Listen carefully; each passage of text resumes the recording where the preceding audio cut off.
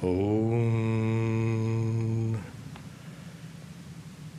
Sarvopanishad Gavo Dogda Gopala Nandana Parthavatsa Sudhir Bhokta Dugdam Gitamritam Maha.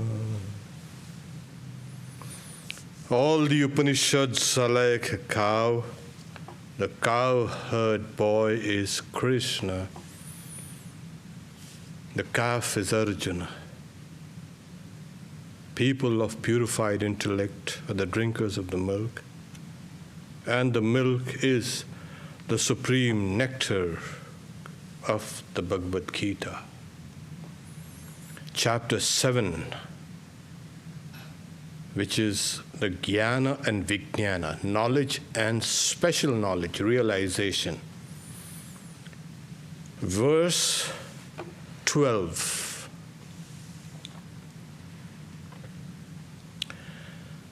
Those things that indeed are made of sattva and of rajas and tamas, know them to have sprung from me alone. However, I am not in them, they are in me. Yes. So this is all those things, bhava, the quality of sattva, the quality of rajas, and qualities of tamas. They have sprung from the Lord. And all things have sprung from these three qualities.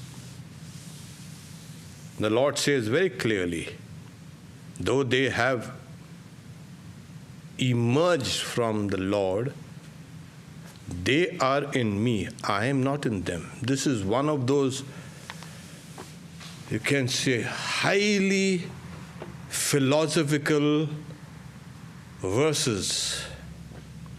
Later on also we will say, like the wind, the mighty wind that blows in space.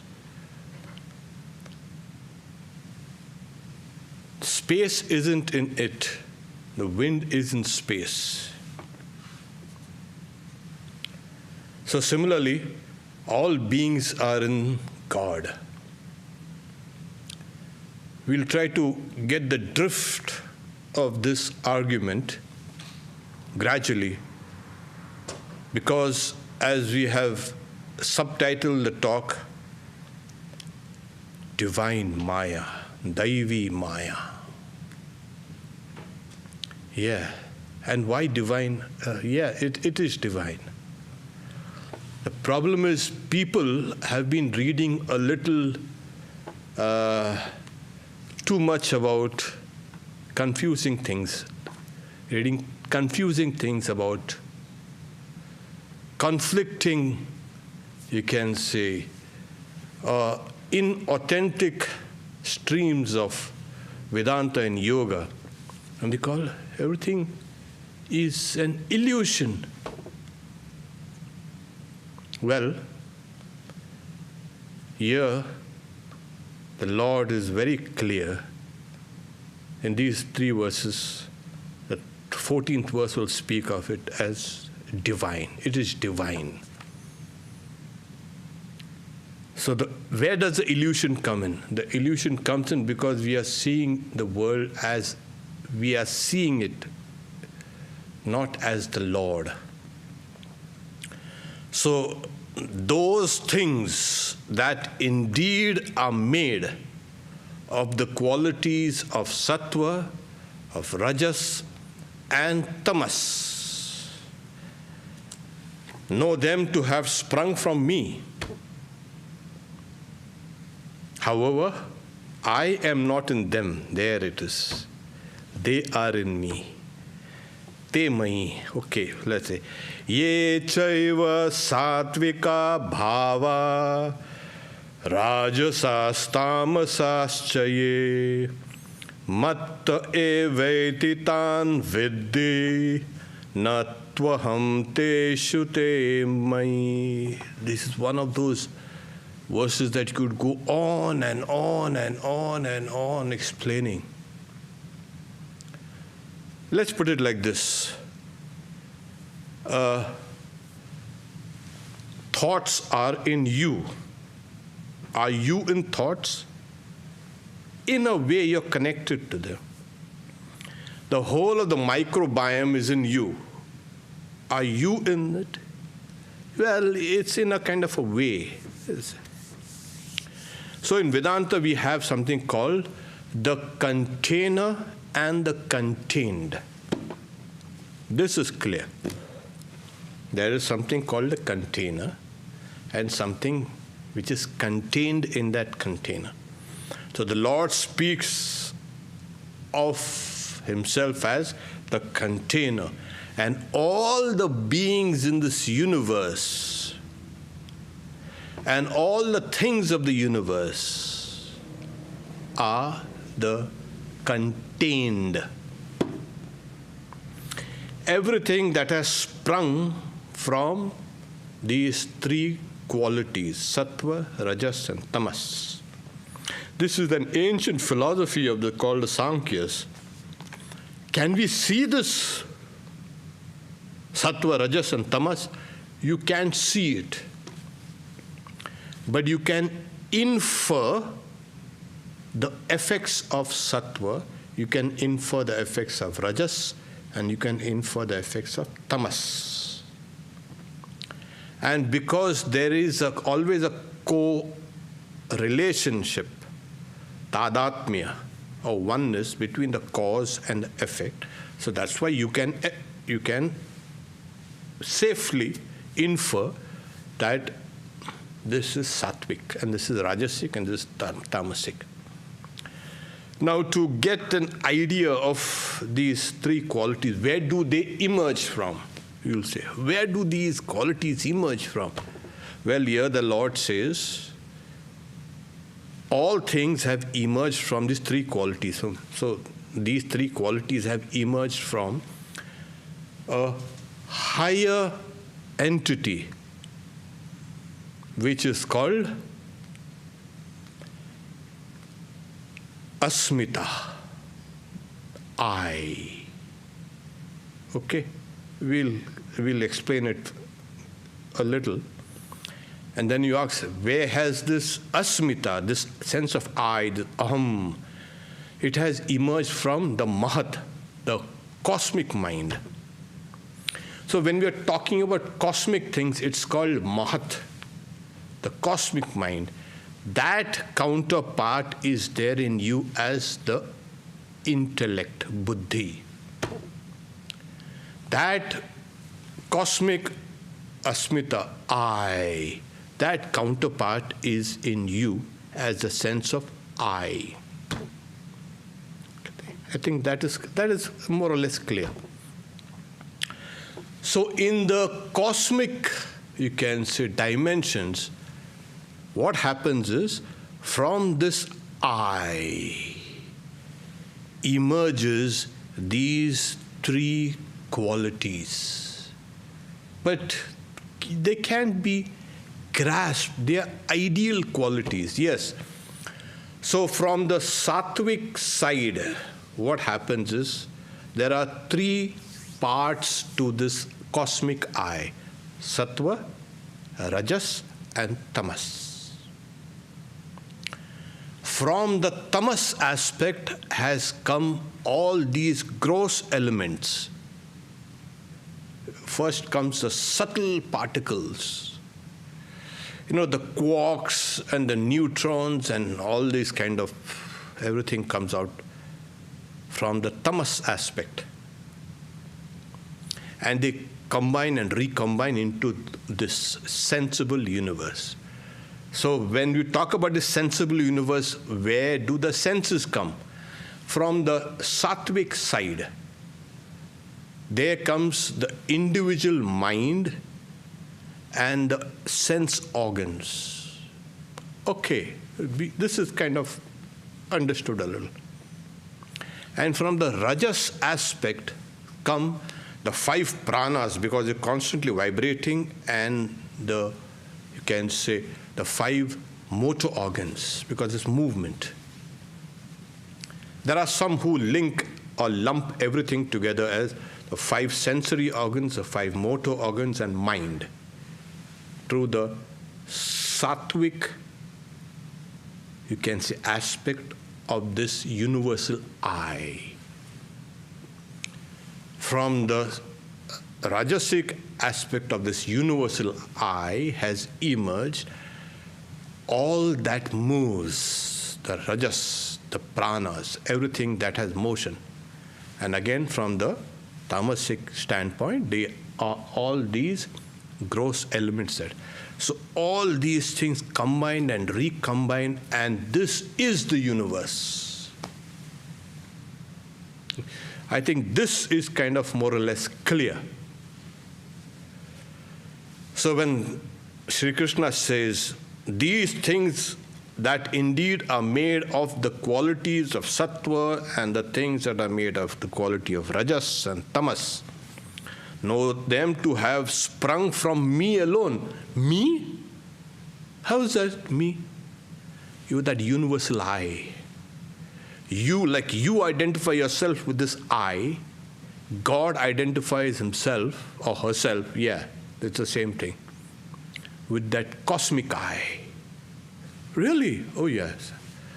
So that's why he's saying everything has sprung from God. But how? Yeah, God has that cosmic mind I was talking about. That cosmic mind belongs to God.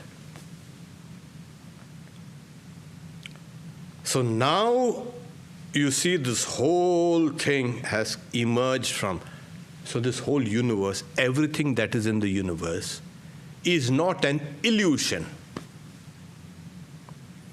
It is an emergence. It is an effect of something which is called divine. And that's the reason why Swamiji says Vedanta demonstrates and preaches the divinity of all souls, of everything, divinity of life. And people have left this aspect aside, and they call some Vedanta some kind of illusion, Brahma, all these kind of, oh. So this is kind of clear that this whole universe has emerged from God. Why does it has to emerge from there, from God? In the Sankhya philosophy, what happens is the universal souls of Purusha is distinct from Prakriti, nature, completely separate. All these are modifications of nature. But because of that consciousness behind nature, nature appears as it were conscious. In the Bhagavad Gita, that consciousness is God. God is that supreme Purusha. This is clear. Because we need the basis of this whole creation as coming from reality, you see. When the curds or yogurt is modified out of what? Out of milk. So there is something called the transformation, parinama. Only later, Vedanta will say, this parinama, this transformation is actual. Many philosophies take it as an actual transformation of milk into curds. And that's a common sense view of things. Okay, yeah. Later on, he'll say, the transformations, the parinama, is actually Maya. Okay? and that is divine. There. Yeah, it needed a little explanation because once we get this thing fixed, we are not so apt to dismiss of things. But where do we find the sattva and rajas and tamas? When you see things, and if they give you happiness, either the thing is sattvic or your mind is in a sattvic state. If anything that gives you pain, that means that particular thing is inherently painful, and your mind is in that state. And anything that gives you the kind of lassitude, that negativity, that indolence, that is tamas, that which is heavy. It's called the gurutva, heavy. And the sattva is called lagutva, light. So we have the whole spectrum of things. So like that sense object is there, that will evoke that particular response in your mind. So there is, like I said, the sense organs and the sense objects are always interlinked, always. This is the nature of the world. And the one who interprets it is the individual mind. So this world does not give you only happiness, as you know. It gives you a little pain also now and then. And at times, everything seems so distant and everything heavy, and there's no interest, nothing at all. Oh, let the world go. Yeah, then you say, let the world go by. And what are you doing? I'll watch it. Nothing. There's no interest to do anything. They find no meaning and purpose in life. Nothing.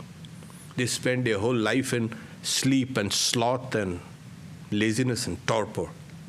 So this is the manifestation of tamas.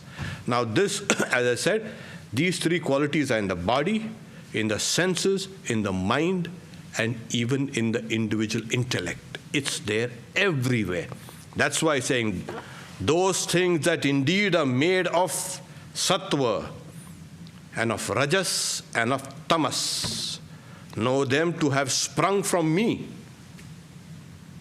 Matta eveti tan vidhi, know to them to have sprung from me. Na tu aham teshu, but I am not in them. They are in me. Te mai. They are in me. I am not in them. What kind of contradiction? Yeah, that is. So just remember the container and the contained. Then you get the idea of this verse. So next verse is,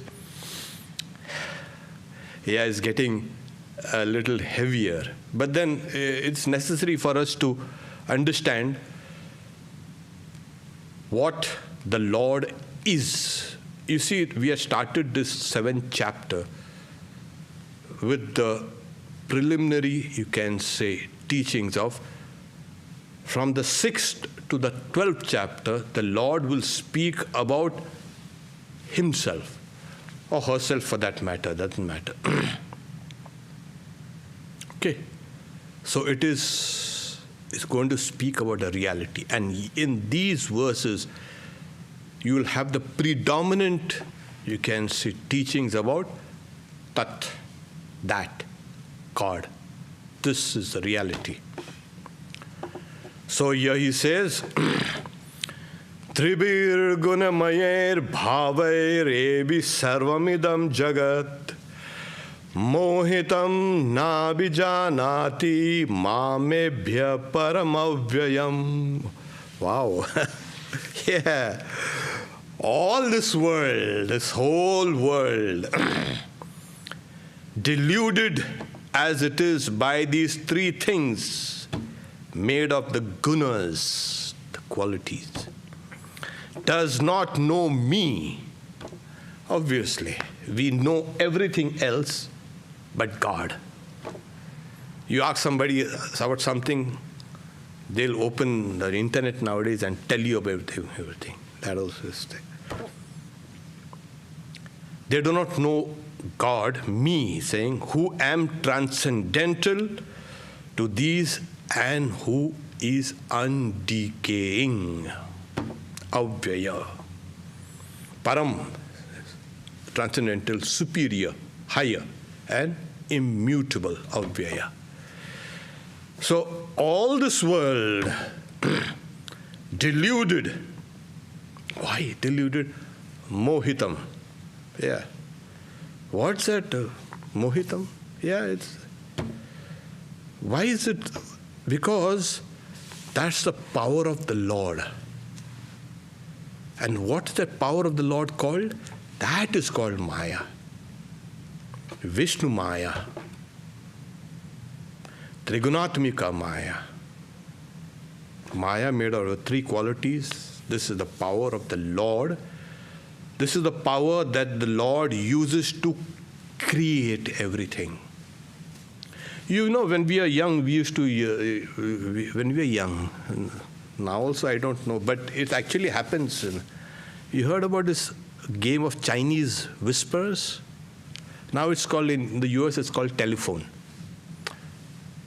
One child will tell another child, whisper in the ears. Now that second will have to whisper the same thing in the ears of the third. And fourth. And then keeps on, kind of a long chain. By the time it reaches the end of the chain or the circle, you'll find the whole thing has been completely distorted. What started there and what ended. Things are like that only in the world. You start something and something else happens. The outcome is, oh my God, what happened? This is how Maya works. So that's called Mohitam. It misleads you, takes you away from the reality. That's what the Lord says. Deluded as it is by these three things made of the gunas, this world does not know me, who am Param, superior, transcendent, and immutable, Avyayam, undecaying.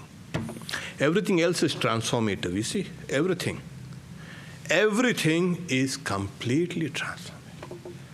This world that you see, yeah, they have some kind of, nowadays, it's a very interesting time for Vedanta also. There's something called virtual particles. They have been part of this equation to understand the universe. Virtual particles pop up and pop in and out of existence. Everything is full of these virtual particles. The other day there was a guy, he kind of put those virtual reality, kind of those glasses. And then I was seeing those virtual, I was so kind of, attracted to this. It's a simple thing, but it has completely blown. The first time I used this virtual reality glasses, and it was wonderful. Then I gave it away. I don't want virtual reality. But this universe is the virtual reality. If you see, what is this subatomic particle, electron? It is a wave. Sometimes it is a wave, sometimes it is a particle. It is a dual nature. What? Yes. What is this? Everything is uncertain. Everything is constantly transformative. Everything is constantly in a flux. Everything is constantly moving. It is this what is called the illusion. When you're sitting down in a train, once I remember a long time back, I was sitting down in a train. In the old days, we have these trains in India, and then you sit down, and it's summer, summer, the great Indian summer. If you survive one, you can survive all the other summers. How hot, and we opened the windows. There was no air conditioning then in those trains then. There were, but then we couldn't afford it. So, And then I was looking at that. It has stopped somewhere in the middle of an Indian, like a countryside, and I was seeing the dark landscape and the moon and the stars. And then suddenly there was another train that came screeching. And as it was coming towards us, our train started. And then, thank God, because Indian trains are known for, very irregularity. They're very, the things have improved, of course, now. And the train passes, and suddenly we find we are still there. What happened? That was an illusion. And then finally, the train picked up speed and started moving. And then we seen the landscape flying behind us, and the moon running along with us. Hey, what's that? That is an illusion. So everything you see, nature is throwing up these kind of illusions because the senses are limited. When you see the morning sunrise, beautiful it looks. That itself is a kind of an illusion.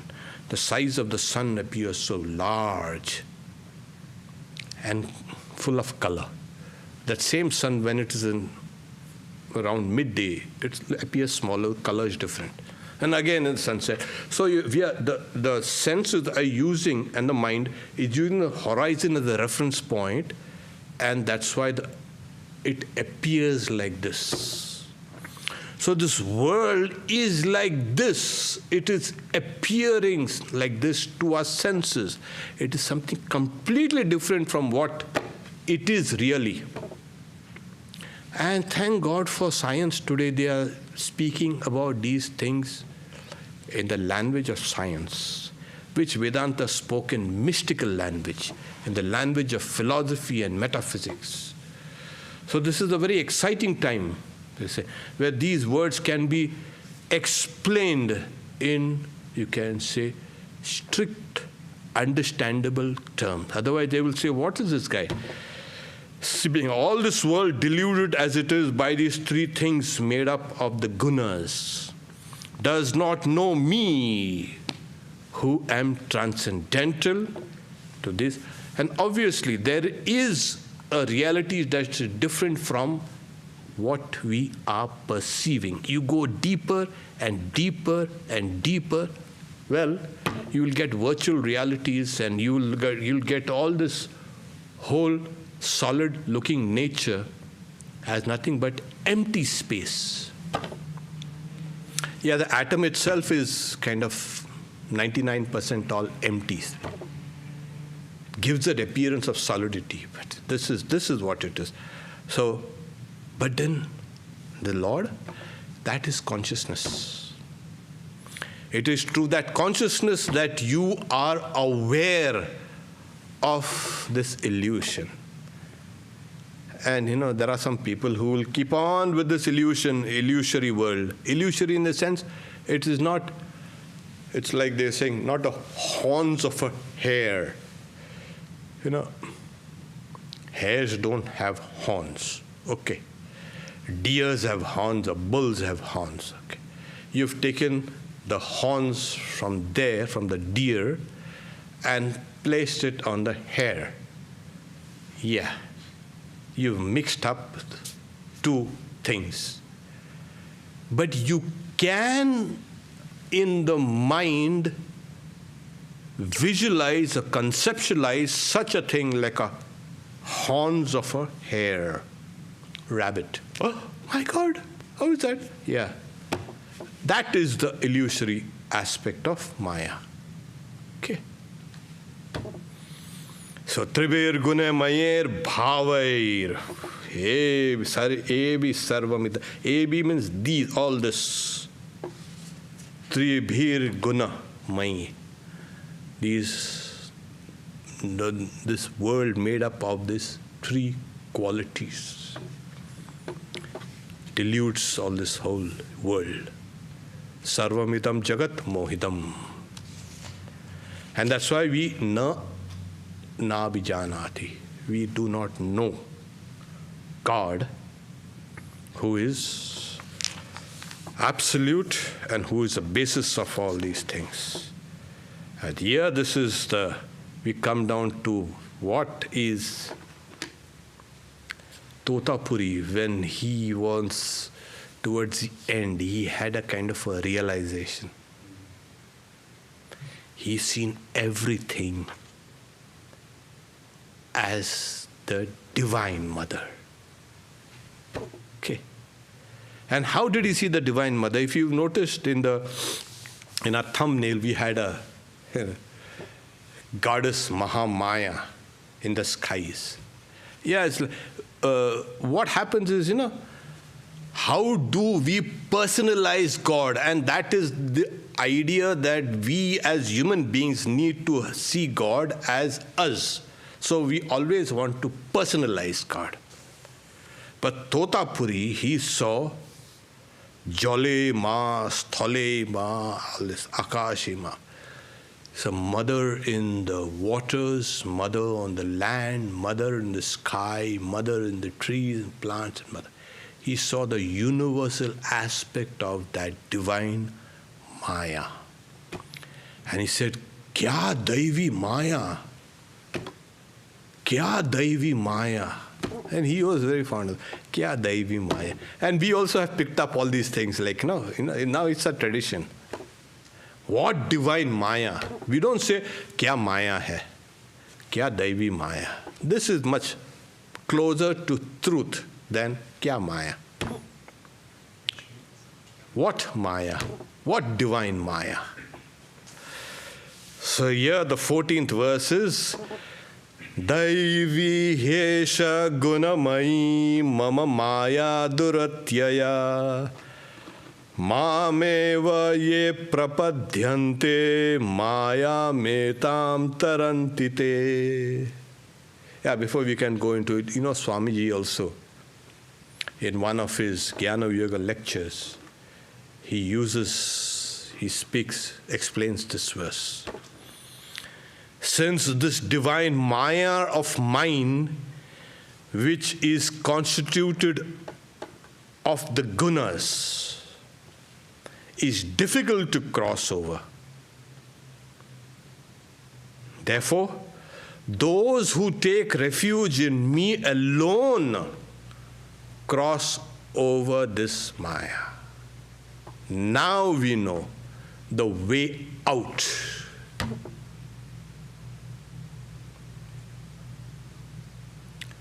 This Daivi Esha Gunamai. Somewhere Swamiji, he speaks about it as, he uses the quotation from the Bible also. Come to me, all ye labor and are heavy laden, and I will give you rest. He's saying, and mankind has heard it, creation has heard it, and we are all rushing towards it. And in this mad rush towards that voice, we are recombining with others, pushing others out of the way, sometimes trampling over the others. We are going towards it. He gives another example. Suppose there is suddenly an alarm, there's a fire alarm, and all of us here, we rush towards the exit. There's going to be a stampede there. Suppose we just get up quietly, leave slowly, one by one, everybody will be safe. But, the world is like that. Let me first, and we rush and we trample each other. So this whole universe can be explained as a rush to go back to the reality, to the divinity. And Swamiji says, this divine Maya of mine is difficult to cross over. Those who take refuge in me will cross over this. So in one of these Upanishad classes we had, Svetashvatra Upanishad, it says, know nature to be Maya, and the ruler of this Maya is the Lord himself. Maya tu prakritim vidyat, Mayin tu Maheshwara. The Lord of Maya is Maheshwara, the great Lord. Nature is Maya. So this is what, now we can understand this. Even the commentator now uses the word, this Maya of mine, Vishnu Maya. Vishnu Mayeti Shabdita. And we chant these verses from the Chandi also. We call the Divine Mother as being called as Vishnu Maya. Chetanetya vidhiyati, as consciousness. So this is the reality. There is a reality here which needs to be penetrated and revealed to us. But doing this outside is extremely difficult, more difficult. So for thousands and thousands of years, the sages and sages in India, they discovered a much easier way. Go inside. And then through this, they brought out the most wonderful doctrines of the Atman, which is not found anywhere. That's why you will find all our rishis and saints with their eyes closed inside. And then you find in other traditions people looking up at the skies. Hey, okay, I hope you're looking down at me. Yeah, okay. So eyes open, eyes closed. So this is the easiest, quickest way, and this became the path called yoga. So that's why he's saying, those who take refuge in me alone, the Lord as that consciousness which is there within us, we need to take refuge in that consciousness. This Maya of mine is divine. So we need to kind of emphasize this. So Swamiji also says that, speaking of the divinity of all life, the divinity of souls, this is what Vedanta has emphasized, will emphasize over and over and over and over and over again. Talk about the meaninglessness of life. What's the use of life? You remove the divine element out from life, everything becomes meaningless. You bring in the divine element, everything now has meaning. So people are in that, kind of lonely and troubled and vexed. If we can remember our divine nature and the divine nature in all things, that will give a great kind of boost to our sagging spirits. We will then work with energy, with focus, with love. Then we will understand why this is called the basis of all morality. Why should you be moral? Simple as that. Why? Why? Like the Swami Vivekananda called, like everything, let the devil for the hindmost. Everything for me. This world is selfish. I'll grab whatever I want to. I'll take whatever I want to. This world is... No. The basis of morality is this unselfishness, this love. If that is absent, sorry. You make japa for 10,000 years. That will not work at all. There were these guys, they were called asuras. Thousands of years they used to perform austerities. And what they got? Some of the, you can say, powers, they became evil.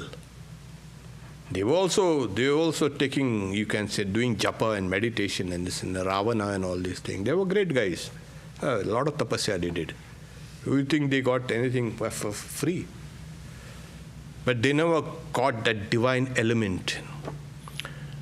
So in our lives also, if we can bring in the divine element, remember it now and then, that itself will take us away from this difficult, you can say, life, and take us to the Lord, who is the Lord of Maya. So that's why he says, since this divine Maya of mine, constituted by the gunas, gunamayi, is difficult to cross over, duratyaya. This daivi, he esha, gunamayi, mama maya, my maya is difficult. The Lord himself is telling us, don't take it as a kind of a joke. Oh, this life, oh, no problem. Then you can get a little, you can say, beaten up by everybody, and then you say, oh my God. Then, like, you croak and throw cold water on the enthusiasm of others, like Swamiji says. So the life is not a kind of a joke. It's not meant for the weaklings. It's meant for the strong. So here the Lord himself is saying it's difficult to cross. And people, oh, yesterday I meditated. Day before yesterday also I meditated. Today I have not seen anything. No vision. Oh, really? Oh, my God. Oh, you must be a great soul to meditate for 2 days and get the results on the third day. For 2 months I meditated. Nothing happened. Yeah. So here the Lord said, Duratya, difficult. Everything is fraught with difficulty. So how do we go? Do we get, you can say, morose or depressed, or you can say, does it make us recoil? No. You go there to Mameva ye prapadyante maya metham tarantite. So here lies the answer. Like Sri Ramakrishna in his gospel said, if you touch the granny, you're out of the game. The granny also does not like. In India, all the touch the granny. She likes the play to go on. Oh, you touch. Okay, fine. Okay, get out of this. Get out of the game. So somehow go and touch that granny and get out of this game. Okay. Om Shanti Shanti Shanti Harihi Om Tat Sat Sri Ram Krishna Arpanamastu. There's a question.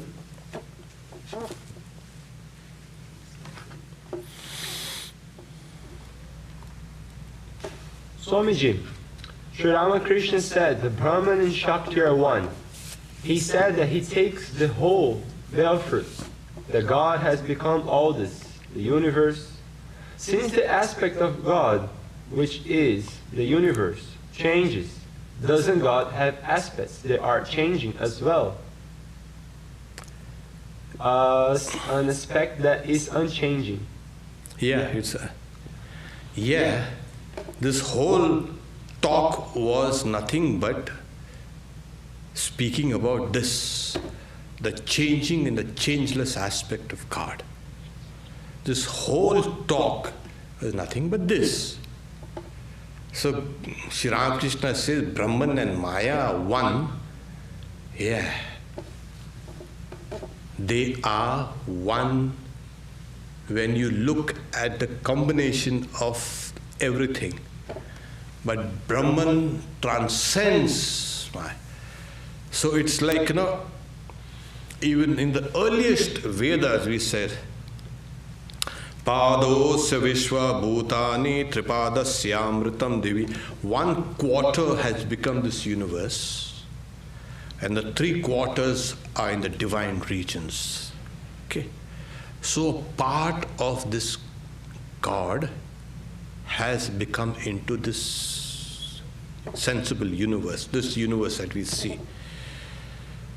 So this is finite. Everything that is finite can be tangible, can be seen, can be understood. So Maya is finite. God cannot be finite. Otherwise, God will have birth and God will have death. So God is infinite. So when we see this whole universe, it is a combination of reality and there is a superimposition of something on this reality. It's like that rope and you superimpose the idea of a snake on it. Okay. So there is that snake which is seen. As long as you see the snake, you do not see the rope. But they are in the same position, same place. The day you stop seeing the snake, you will see it, the rope. So where did that snake go? Well, it never came from anywhere, it never went to it. That rope was appearing as a snake. It is called the great doctrine of Vivarta. So when Sri Ramakrishna, he explains this universe is Brahman, and what is called Brahman, Sri Ramakrishna says, is Maya. What is Maya is called Brahman. Okay. So you have to understand this. He called that one thing in two names. So either he called it Shiva and Shakti, or Rama or Sita. So everything is like that.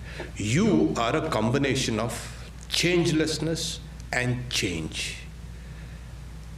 Take for instance, you have been changing, you are changing every moment, right now. But yet there is a feeling of changelessness. You think you are the same person that you were even a few years ago. No, you are not. You're completely changed. But what gives the illusion of changelessness? That itself is Maya. So everything is a combination of change and changeless. And from this aspect, Sri Ramakrishna says that this universe is a composite of these two ultimate realities. Maya cannot be ultimate reality, the very ultimate reality. Why? Because the very definition of Maya is Ya Ma, that which is not. Okay? That which does not exist. And Brahman is called Sat. Brahman is called existence. Sadeva Somya Idamagramasi. This, my dear, was but existence alone in the beginning. So to get down, instead of those high, you can say, planes of metaphysics, let us come down here and take refuge in God, like God says here, Mameva ye prapadyanti. Those who take refuge in me, only God. Don't take refuge in your name and fame and all these things. That will not kind of work for you. Maya metam taran. They will cross over this ocean of life. Is it possible to get that love, or is inherent in us? Why so difficult to feel love within? Oh, the love is the most natural thing. Has anybody taught you how to love? No, love is natural. It has to be natural. What do you mean? You love hundreds of things, but you don't love God. So that's your problem, not a problem of love.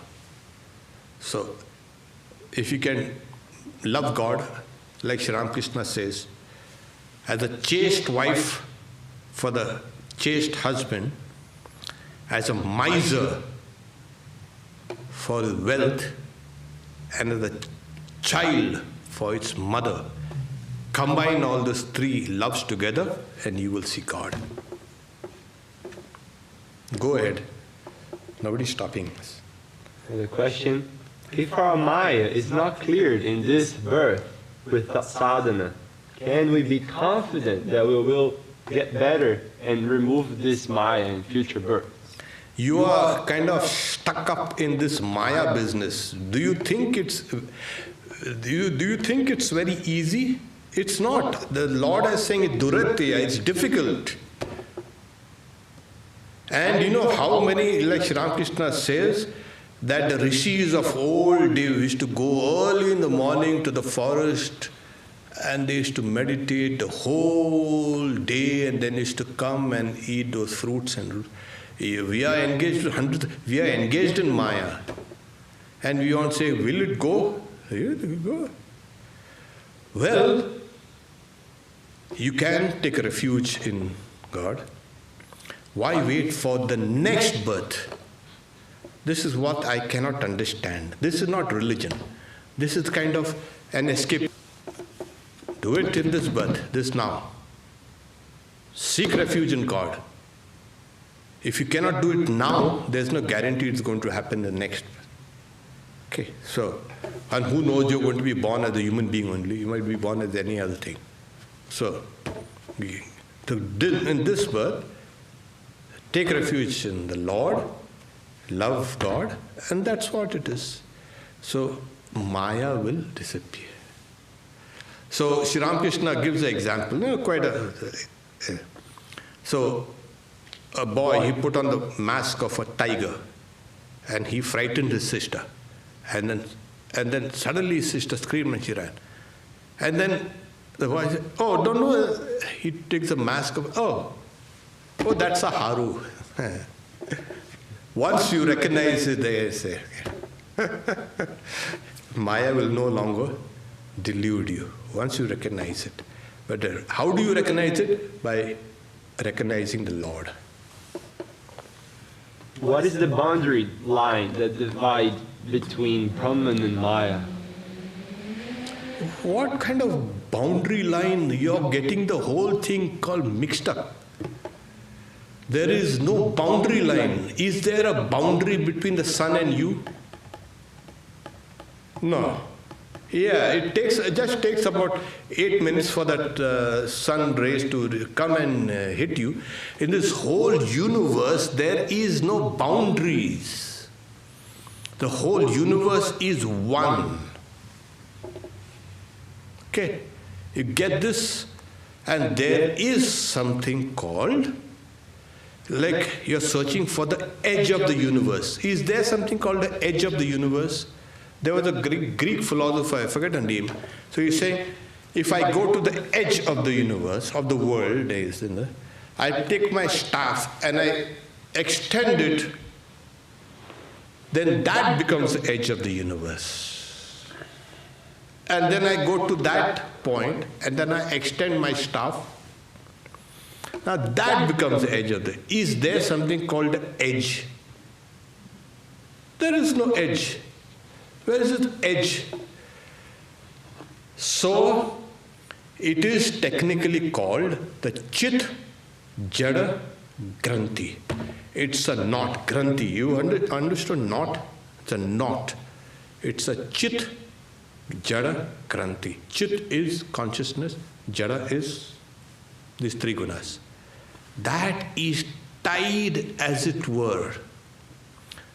And that's why the Upanishad, Vidyate Hridaya Granthi, you have to cut that knot. Where is that knot? It is there in your heart.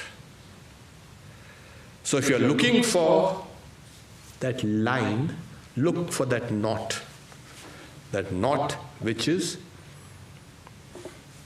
like that Alexander, he cut the Gordian knot. They say anyone who opens his Gordian knot, unravels, will be the emperor.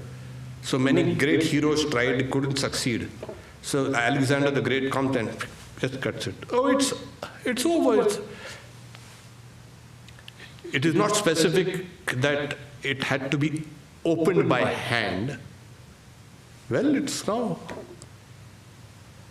open. So he became later the emperor. So that the knot is there inside. Chit Jada Granthi. If Brahman is infinite, then Maya is also. And Maya itself manifests as the universe. That means the universe has no beginning and end. It's a question. Is the same person? Different. Okay. Yeah, the universe does not have an end, you're right. Creation does not have an end, but it goes through the process of srishti, projection, sthiti, maintenance, and pralaya, dissolution. So it is cyclic in nature. It goes through cycles. Cycles and cycles and cycles. So where is the starting point? There is no starting point. But these are the processes that keeps on and on and on, and the whole of the tree emerges from that small seed. It leaves behind a seed, and then the whole of the tree is compressed into that seed, and then again it comes out. So we'll say, how can that whole tree come into that small seed? That's what it actually is happening. So this whole universe, this whole creation goes through these processes. It is not a static universe, as you know. So it is a dynamic, it's a kind of Brahman, like in the sloka that we say, Param Avyayam, no me to be Param, the superior, transcendent, and undecaying. Okay? That which transcends, Lokottara it's called, that which transcends the world. We'll take more questions. Om Shanti Shanti Shanti Harihi Om Tat Sat Shri Ram Krishna Arpanamastu.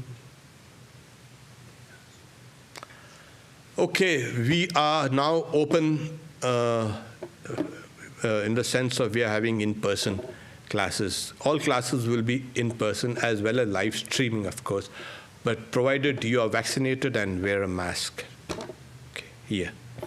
That's